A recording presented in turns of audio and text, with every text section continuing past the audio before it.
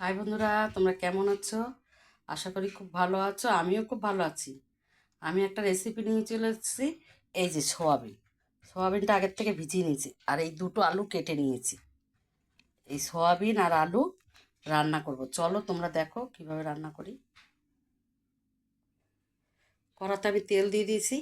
প্রথমে সোয়াবিনটা দিয়ে দেবো।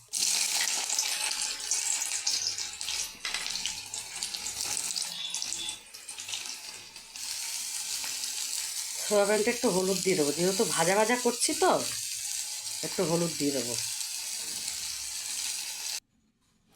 সোয়াবিনটা ভেজে আমি এই যে তুলে নিয়েছি, ভালো করে ভেজে নিয়েছি আলু আর সোয়াবিনটা। কড়ার মধ্যে তেল দিয়ে দিয়েছি। আমি ফোড়নে দেবো তেজপাতা, শুকনো লঙ্কা, একটা দারচিনি, একটা লং আর একটা এলাচ দিয়ে ভালো করে নাড়াচাড়া করে নিলাম।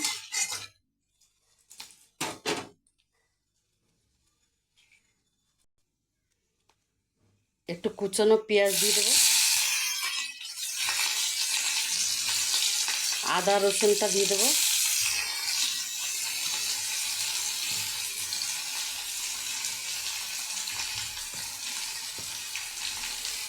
এক চামচ হলুদ দিয়ে দেবো।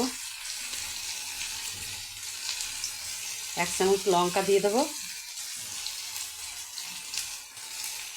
আর জিরার গুঁড়ো দিয়ে দেবো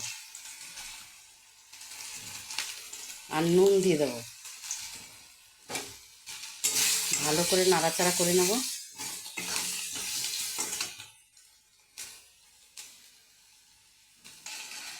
আর মশলার থেকে তেল ছেড়ে গেছে। এবার আমি সয়াবিনটা দিয়ে দেবো। খুব সুন্দর কষানো হয়েছে।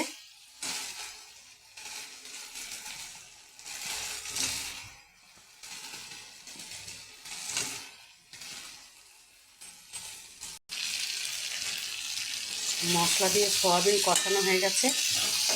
এই দেখো বন্ধুরা, খুব সুন্দর কষানো হয়ে গেছে। এবার আমি জল দিয়ে দেবো।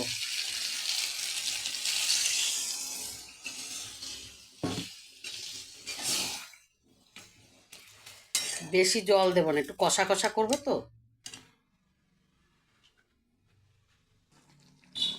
আমার সোয়াবিনের তরকারিটা হয়ে গেছে। আমি একটু গরম মশলা দিয়ে দেবো, দিয়ে ভালো করে নাড়াচাড়া করে নামিয়ে নেব।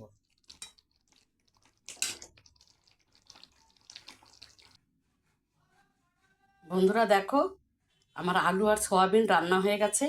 খুব সুন্দর হয়েছে। একটা ভালো লাগলে লাইক কমেন্ট শেয়ার করে দিও, আর এইভাবে করে খেও তোমরা।